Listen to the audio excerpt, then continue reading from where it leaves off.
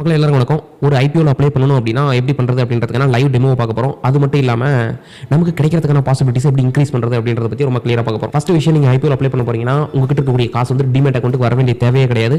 உங்கள் பேங்க் அக்கௌண்ட்லேயே இருக்கலாம். அதுக்கு வந்துட்டு எந்த யூபிஐ ஐடியிலேருந்து பே பண்ண போறீங்களோ அந்த யூபிஐ ஐடியை மட்டும் போடுற மாதிரி இருக்கும். அதுக்கு ரெக்வஸ்ட் வந்ததுக்கப்புறம் நம்ம பே பண்ணிக்கலாம்.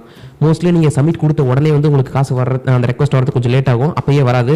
அதனால் வந்துட்டு வரலன்னு சொல்லிட்டு உடனே கேன்சல் பண்ணிட்டு திரும்ப போட்டு ஒரு குழப்பத்தை ஏற்படுத்திடாதீங்க. முடிஞ்ச வரைக்கும் வந்துட்டு மொதல் நாள் இல்லை 2வது நாள் ட்ரை பண்ணுங்கள். அப்போ தான் வந்துட்டு என்ன பிரச்சனை நடக்குது அப்படின்னா அடுத்த நாள் நம்மளால் சரி பண்ண முடியும்.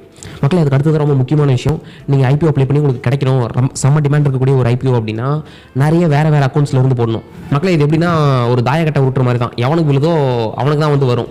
நீங்கள் ஒரே அக்கௌண்ட்டில் இருந்து போடுறீங்க, உங்களோட ஆன்ஜல் ஒன்று ஜீரோவில் ஒன்று போடுறீங்கன்னா ரெண்டு வந்துட்டு ஒரே பேன் கார்டு வைக்கிறதா ரிஜிஸ்டர் ஆயிருக்கும். அதனால் வந்துட்டு அது ஒன்றா தான் கணக்கெடுக்கப்படும். அதனால் வந்துட்டு வேறு நபர்கள் இருந்து போட்டிங்கன்னா ஒரு 10 பேர் வந்துட்டு ஒரு போட்டியில் பங்கு பெறணும் அப்படின்னா உருட்டுற போது யாராவது ஒருத்தருக்காவது வந்துட்டு தாயம் விடுறதுக்கான வாய்ப்பு இருக்குது. அதே மாதிரி தான் இங்கேயும்